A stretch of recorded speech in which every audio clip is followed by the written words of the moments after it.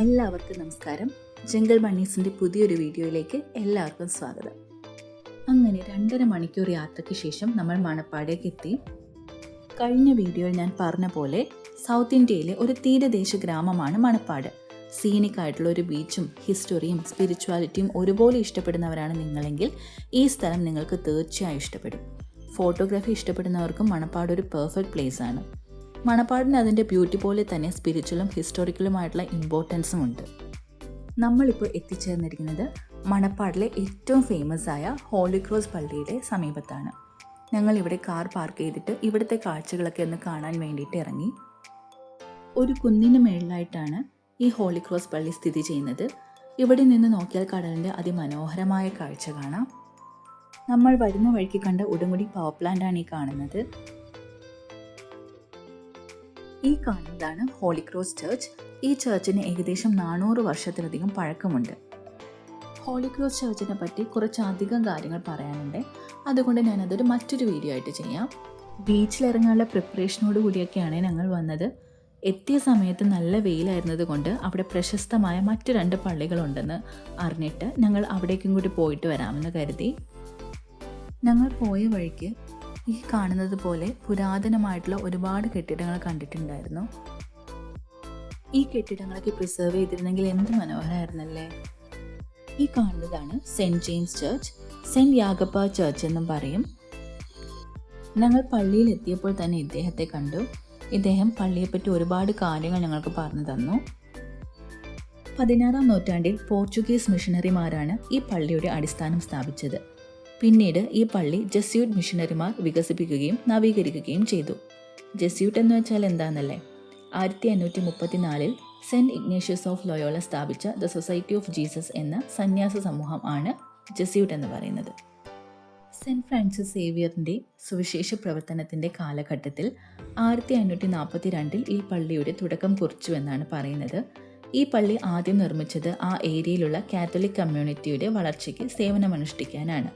പിന്നീട് ജെസ്യൂട്ട് വൈദികന്മാർ നവീകരണങ്ങളും വികസനങ്ങളും നടത്തി. 1745 Jesuit Malabar പ്രവിശ്യയുടെ മേലധ്യക്ഷനും മണപ്പാടിൻ്റെ വൈദികനുമായിരുന്ന Reverend father ദ്വാർത്തോ പള്ളിയെ നവീകരിക്കുകയും വ്യാപിപ്പിക്കുകയും ചെയ്തു. പിന്നീട് റെവറൻഡ് ഫാദർ ലൂയിസ് ലൂസസും ബ്ലേസിയസ് ബ്രില്ലിങ്ങറും ചേർന്ന് കത്തോലിക്കക്കാരുടെ വർദ്ധിച്ചു വരുന്ന എണ്ണം നിറവേറ്റാൻ പള്ളിയെ കൂടുതൽ വലുതാക്കി എന്നാണ് പറയപ്പെടുന്നത്. 1929 സെപ്റ്റംബർ 12 ബിഷപ്പ് ടിബർട്ടിയസ് റോഷെ പള്ളിയെ കോൺക്രീറ്റ് ചെയ്തുവെന്നും പറയപ്പെടുന്നു. 1695 മുതൽ 1752 വരെ മണപ്പാട് മലബാർ ജെസ്യൂട്ട് പ്രവിശ്യയുടെ പ്രധാന കേന്ദ്രമായി പ്രവർത്തിച്ചു. ഈ കേന്ദ്രം കൊളേജിയം എന്ന് വിളിക്കപ്പെട്ടു. സെൻറ്റ് ജെയിംസ് പള്ളിയുടെ സമീപത്താണ് കൊളേജിയത്തിൻ്റെ കെട്ടിടം നിലനിന്നിരുന്നത്. റോമൻ കാത്തലിക് സഭയിൽ കൊളേജിയം എന്തെന്നാൽ ഒരു പൊതുവായ ലക്ഷ്യത്തിന് ഐക്യപ്പെട്ട് പ്രവർത്തിക്കുന്ന വ്യക്തികളുടെ കൂട്ടമെന്ന് പറയുന്നു. ഈ കൂട്ടത്തിലെ അംഗങ്ങളെ ഒരു സ്ഥാപനമായി ഏകീകരിച്ചവരെന്നോ അല്ലെങ്കിൽ ഒരു കോർപ്പറേഷനായി രൂപീകരിച്ചവരെന്നോ പറയുന്നു. അപ്പോൾ ഇത്രയും കാര്യങ്ങളാണ് സെൻറ്റ് ജെയിംസ് ചർച്ചിനെ പറ്റിയിട്ട് എനിക്ക് അറിയാൻ കഴിഞ്ഞത്. ഈ കാണുന്നതാണ് ദ മണപ്പാട് ലൈബ്രറി. ഏകദേശം 100 വർഷം പഴക്കമുണ്ട്. 1921 ഇത് നിർമ്മിച്ചത്. ഇതിൻ്റെ ഉള്ളിൽ എന്താണെന്നറിയാനായിട്ട് ഒരു ക്യൂരിയോസിറ്റി ഉണ്ടായപ്പോൾ ഞാൻ ആ ഉള്ളിലേക്ക് കയറി നോക്കി. പ്രത്യേകിച്ചൊന്നും ഉണ്ടായിരുന്നില്ല. ഫുൾ ഇടിഞ്ഞു പൊളിഞ്ഞ് കിടക്കുമായിരുന്നു. ശരിക്കും ഈ കെട്ടിടങ്ങളൊക്കെ ഒന്ന് പ്രിസർവ് ചെയ്തിരുന്നെങ്കിൽ ടൂറിസത്തിൻ്റെ വലിയൊരു പാർട്ടായിരുന്നേനേന്ന് തോന്നി. ഈ വീട് കണ്ടു. ഇതൊരു 300 വർഷം പഴക്കമുള്ള വീടാണ്.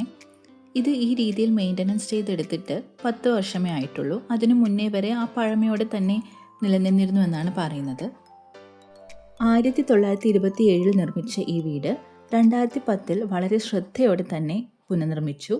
ഇതിൻ്റെ പുരാതനത നിലനിർത്തിക്കൊണ്ട് തന്നെ ഇപ്പോൾ അവധിക്കാലത്തിന് അനുയോജ്യമായ വസതിയായി ഈ വീടിനെ മാറ്റിയിരിക്കുകയാണ്.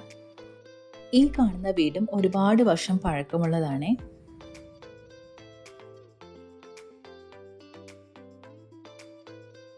സെൻറ്റ് ജെയിംസ് ചർച്ചിനെ പോലെ തന്നെ മണപ്പാടിലെ വളരെ ഫേമസ് ആയിട്ടുള്ള മറ്റൊരു ചർച്ചാണ് ഈ കാണുന്ന ഹോളി ഗോസ്റ്റ് ചർച്ച്.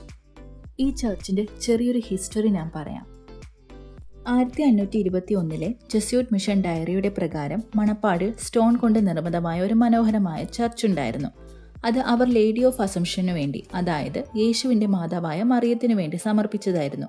1695 ഡച്ച് പ്രത്യാക്രമണ സേന ഈ ചർച്ച് പിടിച്ചെടുത്ത് തങ്ങളുടെ ആയുധശാലയായി മാറ്റിയെടുത്തു. പതുക്കെ ഈ ചർച്ച് നശിച്ചു തുടങ്ങി. ഈ ചർച്ചിൽ പ്രശസ്തമായ ഇറ്റാലിയൻ മിഷണറിയും തമിഴ് പണ്ഡിതനുമായ ജോസഫ് ബെഷിയുടെ ശവകുടീരമുണ്ടായിരുന്നു. വീരമാമുനിവർ എന്നായിരുന്നു അദ്ദേഹം അറിയപ്പെട്ടിരുന്നത്. ചർച്ചിനോടൊപ്പം ഈ ശവകുടീരവും നശിച്ചുപോയി. പഴയ ചർച്ചിന്റെ കല്ലുകൾ 1851 പുണ്യാത്മാവിന് സമർപ്പിച്ച് പുതിയ ചർച്ച് നിർമ്മിക്കാനായിട്ട് ഉപയോഗിച്ചു. 1886 ജൂൺ 23 പോപ്പ് ലിയോ 13 പോർച്ചുഗലുമായുള്ള കൺകർഡൻ പ്രകാരം Manappad holy ghost church Goa മിഷന്റെ ഭാഗമായ മൈലാപ്പൂർ പദ്രോവാഡോ ഡയസിസിൽ ചേർത്തു. Reverend father Lawrence Xavier Fernandez ഈ പള്ളിയിലെ ആദ്യ ഫാദറായിരുന്നു. 1925 ജൂൺ 29 പോപ്പ് പിയസ് 10 പോർച്ചുഗലുമായി പ്രസിദ്ധീകരിച്ച പുതിയ കൺകർഡൻ പ്രകാരം Manappad holy ghost Church Thoothukudi ഡയസിസിൽ ചേർന്നു. അതിനുശേഷം ഫാദർ സ്വാമിനാഥനായിരുന്നു ആദ്യ വികാരി. Mister J.A. ഡൊണാറ്റസ് വിക്ടോറിയ ഈ ചർച്ച് പുതുക്കി പണിയാൻ സഹായിച്ചു. 1913 റെവറൻഡ് ഫാദർ സെബാസ്റ്റ്യൻ ഹെൻറി ചർച്ചിന്റെ ടവറുകൾ ഇന്ന് കാണുന്ന ഉയരത്തിൽ ഉയർത്തി. സെന്റ് ഫ്രാൻസിസ് സേവിയർ മണപ്പാട്ടിൽ എത്തിയതിന്റെ 400ാം വർഷ ജൂബിലി ആഘോഷിക്കുമ്പോൾ മിസ്റ്റർ ഡൊണാറ്റസ് വിക്ടോറിയ വീണ്ടും ചർച്ചിനെ പൂർണ്ണമായി നവീകരിക്കാൻ സഹായിച്ചു. 2011 ഡയസിസ് ചർച്ചിന്റെ മണ്ഡപം നവീകരിച്ചു. ഡയസിസ് എന്നാൽ ഒരു ബിഷപ്പിന്റെ അധീനതയിലുള്ള പ്രദേശം എന്നാണ് അർത്ഥം. പിന്നീട് 2017 റെവറൻഡ് ഫാദർ സോളമൻ ചർച്ചിന്റെ അകത്തും പുറത്തും ഇടവകാംഗങ്ങളുടെ സഹായത്തോടെ പെയിന്റ് ചെയ്തു.